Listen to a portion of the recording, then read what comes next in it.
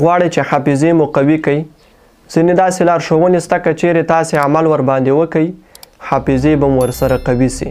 متاسفانه نن سبا د انسانانو حافظې د کمزورتیا داسې یو حد ته رسېدلې دي چې انسان په تعجب کې اچوي، خصوصا هغه ځوانان چې هغه درسونه وایي په پوهنتونو کې وي یا په مدارسو کې وي، دوی د حافظې د کمزورتیا د مشکل سره مخ دي. ولې د انسانانو حافظې کمزوره کیږي؟ علماو د دې ډېر علتونه بیان کړي دي، خو اصلي علت چې علماو بیان کړی دی هغه ګناهونه کول دی. کله چې یو انسان په دوامداره ډول ګناهونه کوي دا د دې سبب جوړیږي چې د انسان حافظه ورسره کمزوره سي.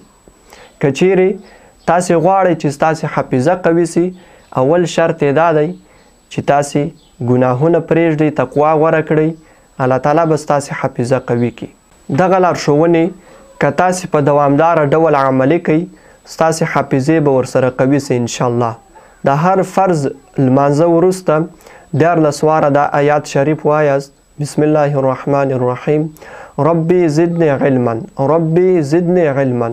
14 واره دا آیات شریف وایاست او د هر فرض لمانځه وروسته 11 واره دا آیات شریف وایاست: ربی شرح لی صدری ویسر لی امری واحلل عقدة من لسانی یفقهوا قولی. او د هر فرض لمانځه وروسته 11 واره دا راسته لاس په سر باندې ایږدئ او 11 واره یا قویو یا قویو یا قویو وایست.